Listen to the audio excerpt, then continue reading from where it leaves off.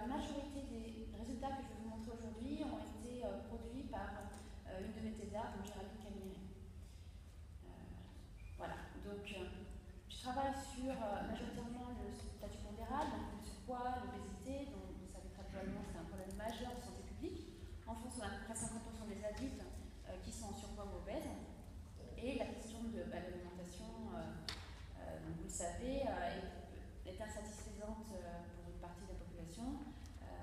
Il y a 56% par exemple de la population qui n'atteint pas le repère de consommation de fruits et légumes, entre autres. Donc il y a énormément de déterminants de la consommation alimentaire et du surpoids, de tout ordre, les déterminants génétiques, les événements au début de la vie, les caractéristiques sensorielles des aliments, les préférences, on mange ce qu'on aime souvent aussi, l'influence de l'environnement, on mange aussi ce qui est disponible, des questions de régulation, par exemple tissu adipeux, etc., de notion d'homéostasie. Et puis aussi, un des déterminants importants, c'est la psychologie, donc l'humeur, le stress et les traits de personnalité. Donc c'est un sujet qui est majeur, qui est extrêmement important, mais relativement peu étudié finalement dans la littérature. Donc moi je travaille sur... Bon, je devais arriver après, je devais arriver avant, c'est pas grave. Donc dans la littérature, beaucoup de gens ont travaillé sur les aspects psychologiques négatifs. Donc par exemple, on a travaillé sur la restriction cognitive. Donc la restriction cognitive, c'est je m'empêche de manger tel aliment parce que j'estime qu'il va me faire grossir ou quoi que ce soit. Donc c'est les règles que l'on se pose quand on fait un régime généralement. Voilà. Donc, dans un premier temps, on a pensé que c'était quelque chose de positif de se restreindre, puisque ça nous permettait de perdre du poids. Et puis on s'est rendu compte, avec l'ensemble des données dont on disposait dans la littérature internationale, que c'était pas forcément positif, puisque c'était associé sur le long terme à une augmentation du poids, puisque donc, très probablement ça entraîne des cycles de restriction, des inhibitions. En clair, on s'empêche de manger et puis on se lâche. Et puis on recommence à s'empêcher de manger, et puis on se lâche, etc. etc. Ça, je pense que vous connaissez bien, largement entendu parler.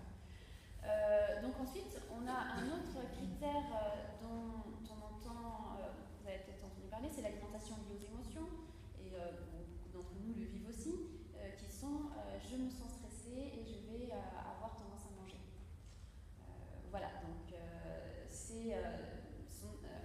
mais les travaux qui ont été faits sur ça sont majoritairement liés aux émotions négatives. Donc je suis stressée, j'ai tendance à manger, je suis anxieux, j'ai tendance à manger, etc. etc. Donc les travaux qu'on a réalisés dans l'équipe, j'en parlerai plus tard, mais voilà, majoritairement sur les aspects négatifs.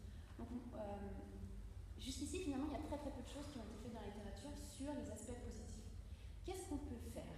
Qu'est-ce qu'on peut changer à notre comportement, ajouter à notre comportement pour améliorer notre alimentation? Donc c'est pas arrêter de manger quand on a des émotions négatives, c'est pas arrêter de manger parce qu'on veut se restreindre, non, c'est qu'est-ce qu'on peut faire en plus? Ce qui, je pense, pourrait être plus efficace. C'est-à-dire que ça pourrait favoriser des comportements qui pourraient être maintenus finalement sur le long terme. Donc voilà pourquoi je travaille sur ces aspects-là, sur les aspects psychologiques positifs. Donc un des aspects sur lesquels j'ai travaillé, c'est l'alimentation intuitive. Je ne le détaille pas tout de suite, j'en parlerai plus tard. Sur les aspects de pleine conscience, donc la même chose, on parlera plus tard, et sur les aspects de techniques de relaxation également, qui sont liés à la pleine conscience. Donc toutes ces données ont été récoltées dans l'étude Nutrition et Santé que vous connaissez très bien, puisque vous en faites partie. Voilà, je voulais juste remettre cette dia, parce que c'est une dia qu'on présente tout le temps. Et voilà, j'ai juste envie de la montrer. Voilà, donc d'abord l'alimentation liée aux émotions et la consommation alimentaire et le poids. Quelles sont les données qu'on a pu obtenir dans la cohorte? Donc on a fait passer un questionnaire, donc c'est tout début d'étude, à peu près un an après le début d'étude, qui s'appelle le TFEQ, et on mesurait donc la restriction des émotions et puis une autre dimension dont je ne parlerai pas. Donc on a pu mettre en évidence que les femmes par rapport aux hommes mangent davantage de émotions. On a confirmé les données de la littérature. Donc je vous présente quasiment pas de chiffres. Voilà, je me suis dit que je préférais présenter différents déterminants psychologiques et montrer moins de chiffres. Donc on a montré que manger en écoutant ses émotions était associé à une consommation plus importante d'aliments de snacking dans son énergie, comme les gâteaux, les biscuits, les pâtisseries, les chocolats. Et c'était femmes qui mangeaient davantage beaucoup d'émotions mangeaient ces types d'aliments de 1,5 à 1,8 fois plus. Chez les hommes, c'était également le cas, mais les associations étaient un petit peu plus faibles, 1,3 fois plus. Après, on est rentré un peu plus sur le détail en regardant particulièrement chez des gens qui avaient déjà fait un régime, qui n'en avaient pas fait, etc. Mais je ne vais pas rentrer dans les détails ici.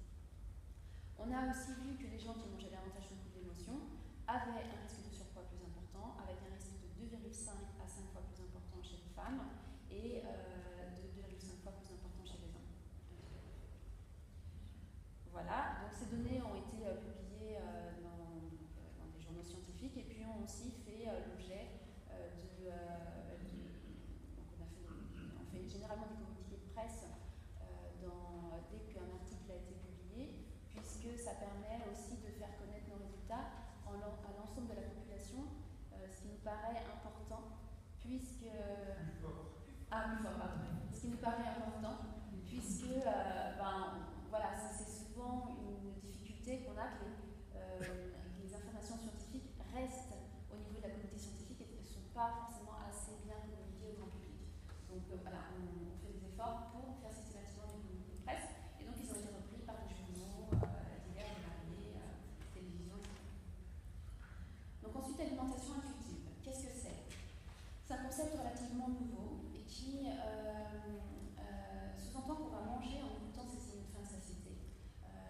Mais aussi écouter plutôt ces signes de faim de satiété plutôt que ses émotions, mais également on ne va pas se mettre d'interdit. On ne va pas s'interdire de manger tel type ou tel type d'aliment, on va manger ce qu'on veut, en quantité que l'on souhaite, à partir du moment où on a faim. Donc voilà quel concept. Donc les questions, vous avez aussi complété un questionnaire, alors je ne sais plus, ça doit faire 4 ans après, alors ça dépend quand est-ce que vous êtes rentré dans l'étude. Donc les questions qui ont pu être posées dans ce questionnaire, ça va être du type